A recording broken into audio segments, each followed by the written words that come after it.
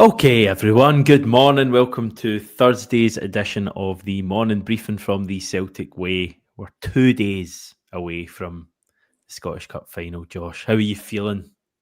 Yeah, I'm very much looking forward to the game. It feels like it's been a long build-up ever since Trophy Day, but just about 48 hours to go now, so no, very much looking forward to the game and hoping the sunny weather sticks around for it. Is that the forecast, is it? Sunny Well, weather on I don't Saturday? know. I'm not Michael Fish. I'm not a weatherman. I've no clue what the forecast is. But as long as it stays like it's been the last couple of days, because you love a Scottish Cup final in the sun at Hampden, semi-final is a brilliant occasion. So hopefully it's the same on Saturday.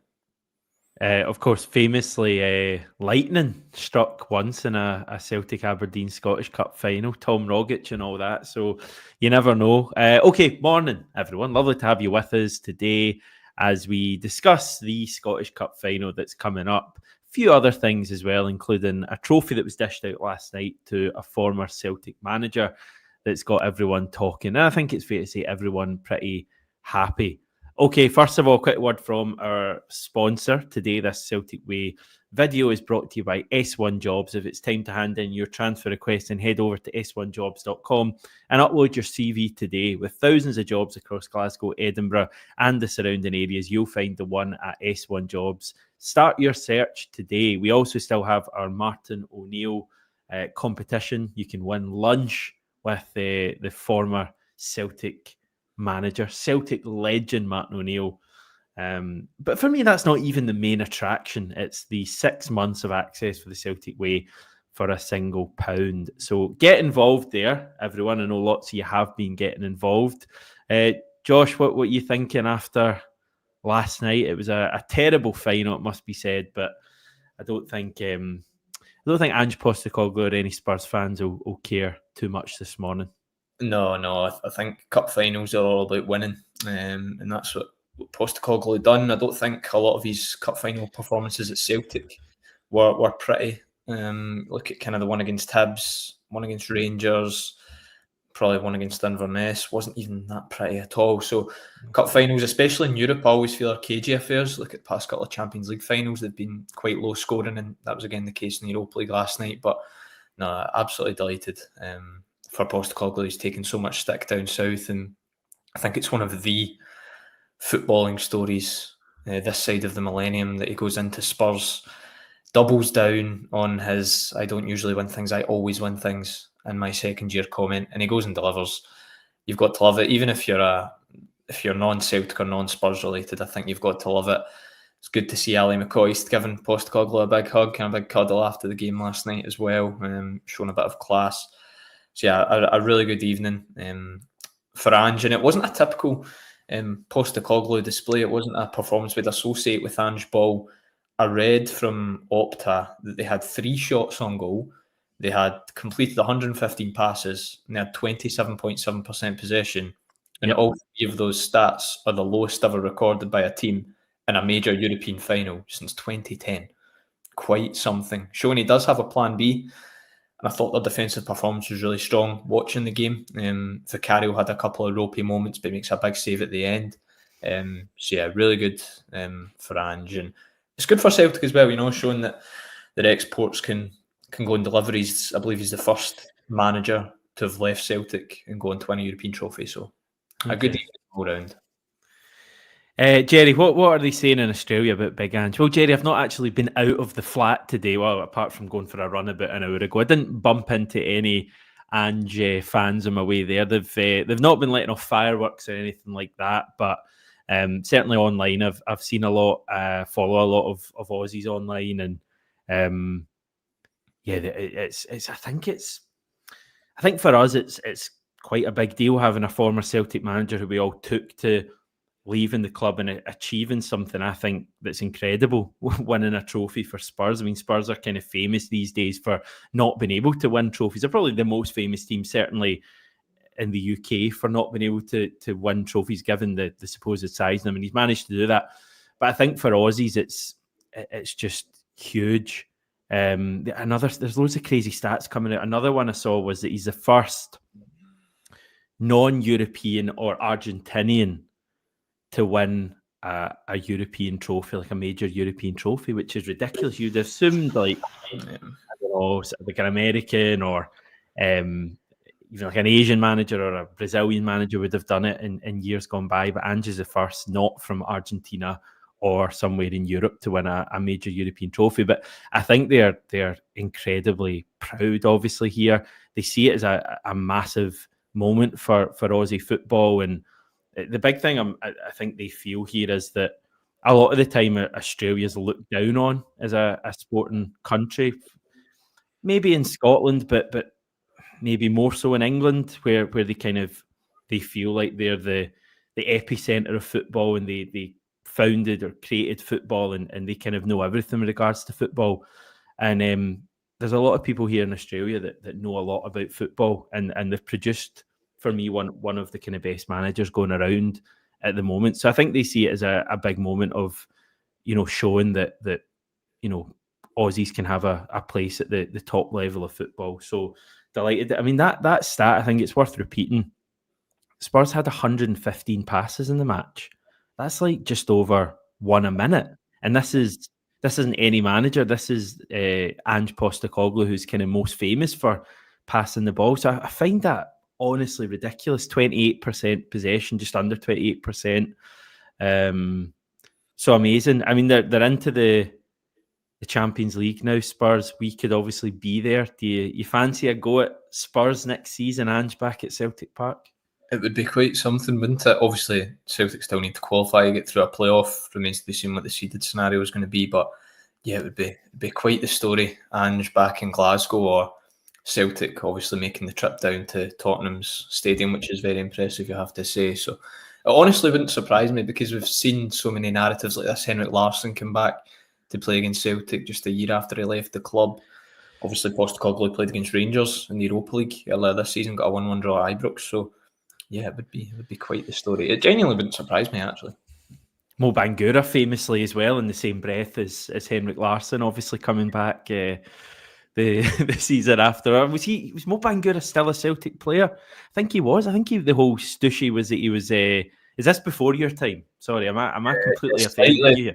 Slightly before. I know the name, but I don't really know the story of what. Honestly, we had this striker, Mo Bangura, and he was unbelievable. I mean, he was just. I think he scored about 40 goals one season, and we didn't. He was pretty hopeless. But he came back for Elfsborg, and he was. I'm sure he was a Celtic player at the time, but UEFA rules meant that he could play. The other one was Joe Inge Berget. Remember, he came back for another Swedish team, Malmo. So, we'll wait and see. It'd be amazing for Celtic to get there.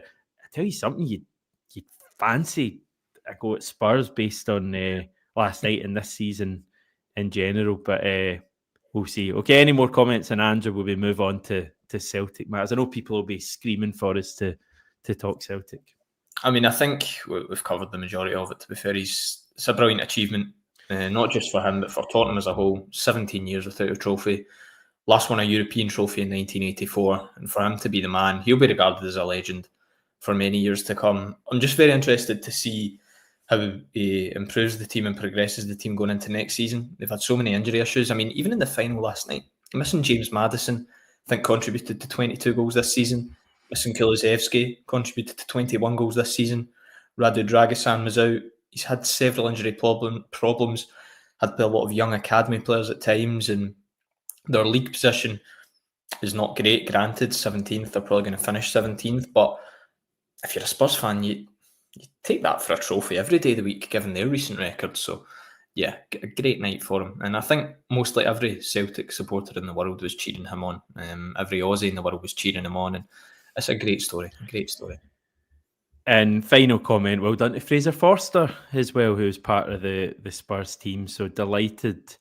I'm just reading here, Ange gave Joe Hart a shout out as well. Can't read that while I'm talking, but I should have checked that for you. Anyway, that's all well and good. Scottish Cup final build up. We're a couple of days away. Josh, there was a James Forrest press conference yesterday, I think, with fan media that went out and was, I thought, really good. He was kind of speaking about a lot of different things. People will be able to find that. But anything else happening with regards to the cup final? I guess things will kick into gear a bit today. I think we had Tony up in Aberdeen yesterday speaking to key figures there, including the manager. And I think Celtic will have stuff potentially today, possibly tomorrow. I think Rodgers is tomorrow, if I'm not mistaken. So hear a bit from him on team news, stuff like that, etc. I think there's a couple of team selection dilemmas going into the cup final. Probably wouldn't have been saying that this time last week. Obviously, Hatate injured for it. You've got the debate: do you start Forrest? Do you start Kuhn? Obviously, I thought Forrest. Where are you with that? What do you think? I would go with James Forrest, if I'm being completely honest. I thought he made a really good impact off the bench at the weekend. And especially we've seen the joy he had against Graham Shinnie up at Pittodrie last Wednesday night. Now Jack McKenzie's going to be fit, so whether it's going to be Jack McKenzie at left back or Shinnie, we don't know. Pressures are today. There we go. I didn't know that, but you'll hear from Rodgers today and a player. But yeah, I would go with Forrest over Kuhn, and then I think you'll probably get Forrest until 65 minutes, and then you bring on Nicholas Kuhn to target the tired legs, where he can be very, very impactful there. So that would be my personal choice, but I think it is the toss of a coin, to be honest. I think Forrest deserves the start, given his recent form, and Kuhn still slightly off the boil, as we know. Yeah. So yeah, if it was me, I'd be going with Forrest. What about you, Hamish? I would go James Forrest 100%. I think when you look at kind of all the things you would all the factors you take into consideration, current form, James Forrest is in better form than Nicholas Kuhn. Experience in these games, you can, argue whether that's important or not. I mean, Nicholas Kuhn scores what should have been the winner in the League Cup final and what would have been probably his first start in a final for Celtic, and he was pretty good that day. So maybe not a huge factor there, but again, Forrest has the experience. And I just think there's something special happening with James Forrest right now. He's everywhere. He's the most talked about player, as I say. He was speaking to fan media yesterday, and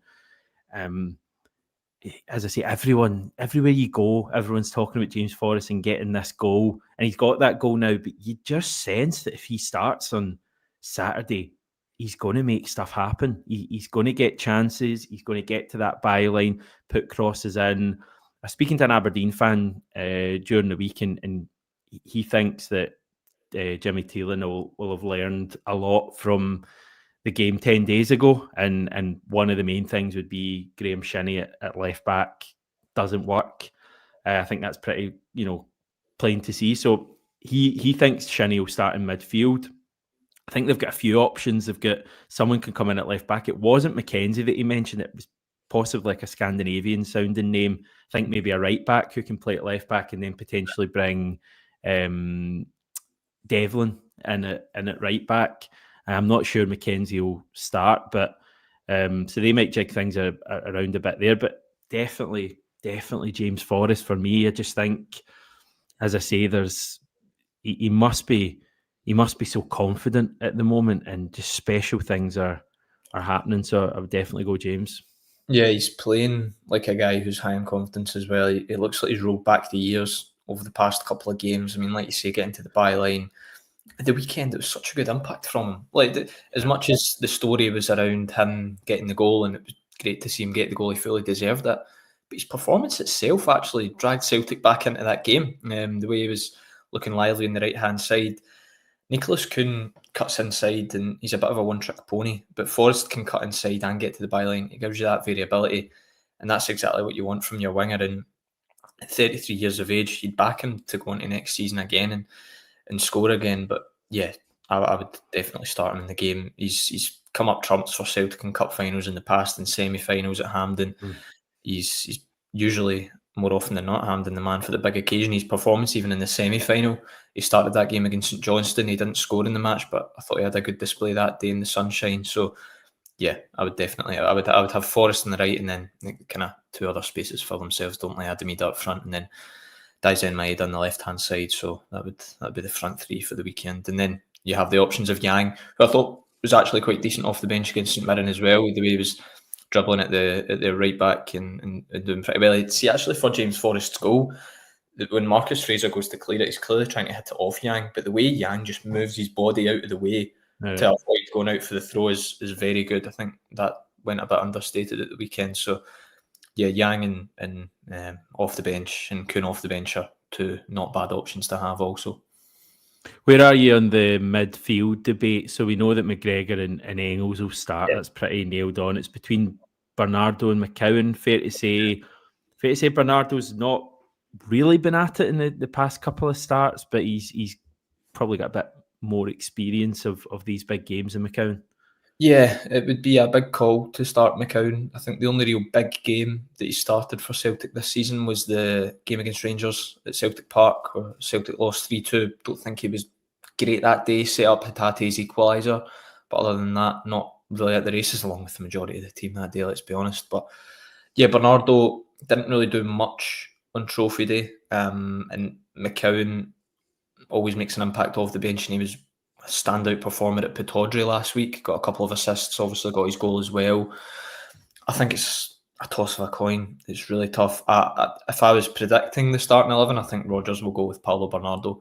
He trusted him in the Champions League a lot last season. He's trusted him in big games like this before. And although he is maybe not in his best form, we've seen how he can come up with performances in big games in the past. I mean, the derby at the start of the season, the 3-0 win against Rangers at Celtic Park, he was excellent that day. Really good performance, strong performance in the middle of the park. Made a really good impact off the bench in the Scottish Cup final last season. Was a real catalyst for Adam Ida's winner. So I think the manager will go with Bernardo. But if it was me, I would be very tempted to start McCowan in the game, just given the performance he had against Aberdeen last week. And then we know what Bernardo can do off the bench as well. And when he comes into the game for the last 25-30 minutes, he can be a very good impact player off the bench. So if it's my guess, I think the manager will go with Bernardo. But if it's me, I would be tempted to play Luke McCowan.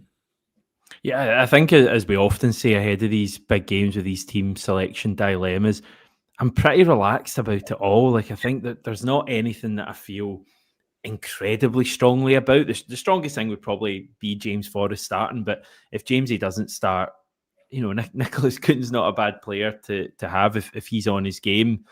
And same in the midfield, I'm pretty relaxed. Bernardo, McCowan, I think they can both offer us different things. And whoever doesn't start, we're certainly going to see for at least half an hour off the bench. I think the back four and goalkeeper pretty much picks itself. So looking forward to seeing that. Yeah, I mean, how are you feeling about the game? Because Aberdeen aren't in a particularly good place at the moment, but I know John was making this point yesterday, and I tend to agree. It just feels like in a cup final, all of that form doesn't really matter too much. Potentially, if we get an early goal, maybe stuff like that comes into play and they start really doubting themselves and worry that they're on the end of another hammering against us, because I think we've hammered them 3 times this season. But it just feels to me that in a cup final, yeah, it's going to be a lot tougher than that. Yeah, I expect a strong Aberdeen team to turn up. I'm expecting a good performance from Aberdeen, especially given the last couple of displays against Celtic have been very, very poor. Back-to-back 5-1 losses. They'll have a point to prove, no doubt. They obviously get beat 6-0. They'll have felt hard done by in the 1-0 at Pittodrie in December. So I expect them to put in a good performance in the game and give Celtic a tough challenge. Like you say, though, if Celtic score in the first 15-20 minutes, the Aberdeen heads go down and they're thinking it's the same old story. It's 6-0, 5-1. But you look at the final Celtic have had against Aberdeen, the one, obviously, Brendan Rodgers' first Scottish Cup final was a very, very tough game.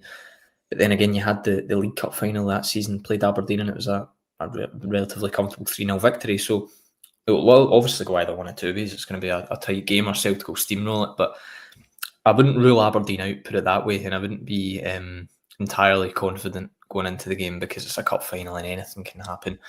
You see teams going into cup finals in fine form, and form goes out the window. It doesn't really matter. And the Aberdeen season rides on this. They've had a really poor run of post-split results. I think it's 4 losses out of 5, if I'm correct there. Yeah. So there's, for the start they have had to the campaign, riding high, pushing Celtic at the top of the table, to eventually finish 5th is very, very poor. So it's a massive opportunity for them to right the wrongs of the past couple of months, in the past 6 months, and get a result against Celtic and pull off a shock. And that's what will be motivating them going into the game. But at the same time, if Celtic show up, play their football, it's what we always say going into these big games, they should be fine if they turn up and play. I think in big games, recently Celtic had to go to Tannadice, won the league. They won the league.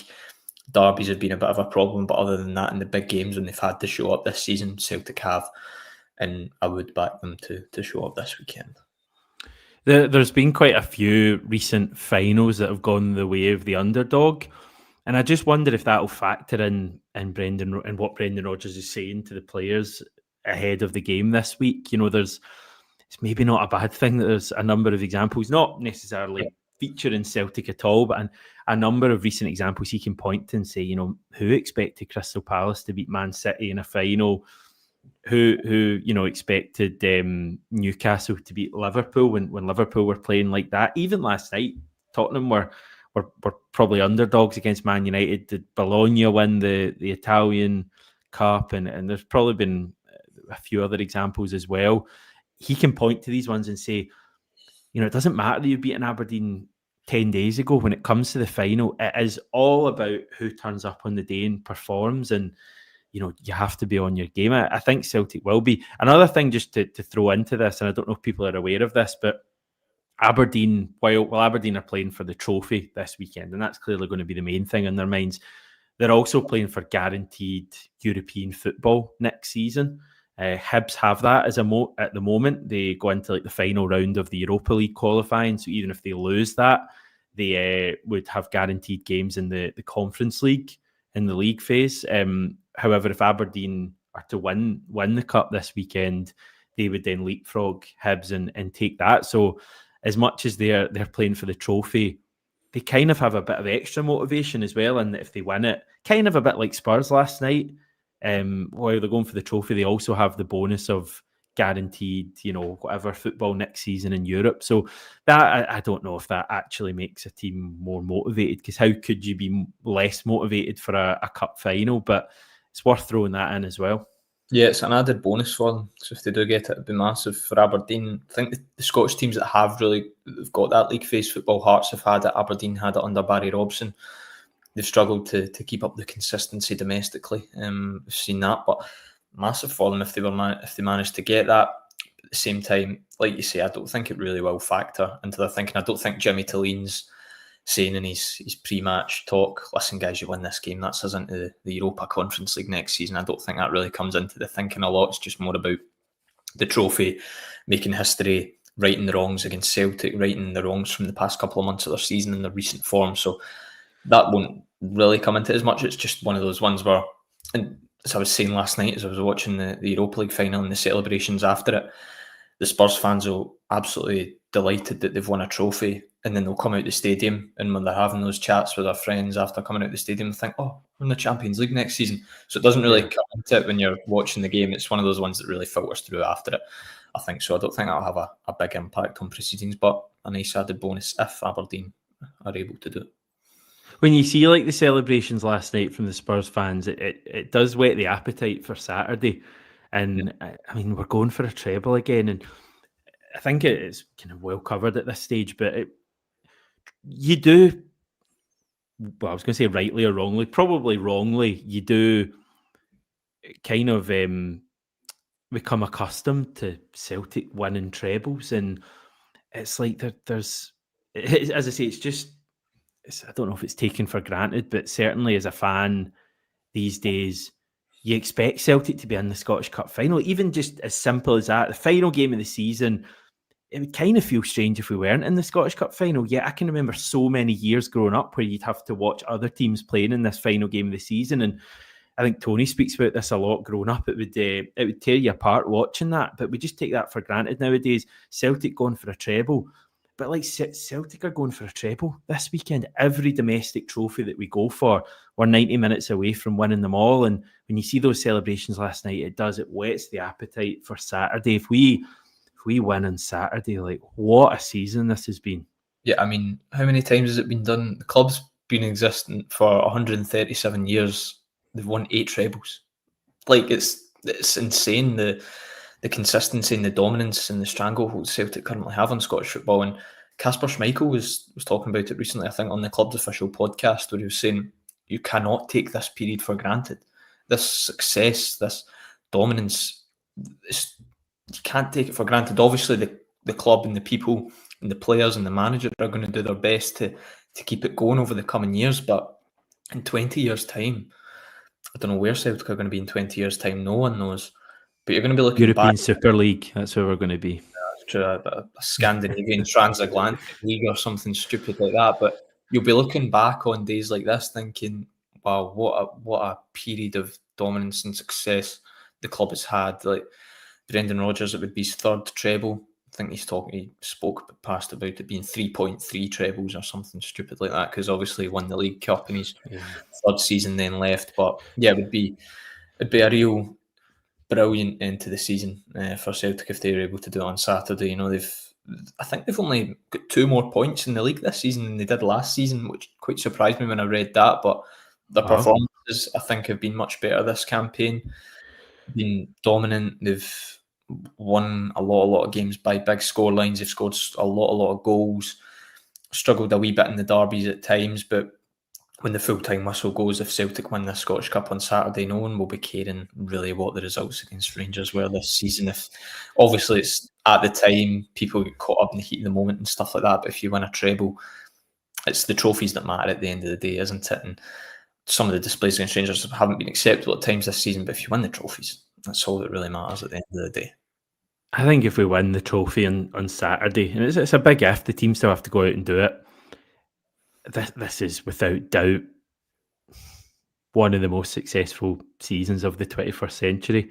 Yeah, potentially the most successful. People might look at 02-03, even though we won nothing that season, as the fact we got to Seville is probably the biggest, well, certainly the biggest achievement we've had. But if we win the treble, you look at having won all 3 domestic competitions and been, I think pretty spectacular in the Champions League this year when you consider some of the results that we got and running Bayern so close. You couldn't call this season anything other than a huge success. Yeah, I think the European side is a big part of it as well. Say if Celtic crashed out at the league phase, I don't think the season would be looked upon as fondly as it perhaps is going to be if they win on Saturday. So that was a massive thing. Only lost, 3 games in 90 minutes in the Champions League out of 10. It's very good going, in my opinion. And the teams you lose to, Borussia Dortmund, Aston Villa and Bayern Munich, like it's not as if you're losing to smaller sides. You're taking care of business for the majority of the time against the smaller teams. So yeah, it's been a terrific campaign. Domestic dominance, that's what everyone probably expects nowadays. And the European progression, it's what the manager has spoken about. It's what he put down on his to-do list when he first returned to the club or want to progress this team in Europe. He's done it this campaign, but we're talking about it as if the season's done yet. There's still a game to play. You still need to go out and beat an Aberdeen team who I think are going to be very spirited and very good this weekend. Yeah, and you can read on the website, I think this is from Tony, who, as we say, was up in Aberdeen yesterday, some thoughts from Jimmy Tilleen on the respect he has for Brendan Rodgers, the match on Saturday, number of other things on the website. There was an exclusive chat with Charlie Mulgrew as well, played for both Celtic and Aberdeen, bit in Kasper Schmeichel, bit in Ange Postecoglou. Yeah, you could sit down and chill and spend a good half an hour or more reading through the lots of different things we have on the website, and lots more going up as well between now and kickoff. More on the YouTube as well tomorrow. But for now, Josh, I think we'll head unless you get anything else. No, not much else. Very much looking forward to Saturday. All eyes on that, and then hopefully enjoying a nice summer. Okay. Great stuff. Thank you, everyone, for watching. As I say, I'll return this time tomorrow to do it all again. Take care.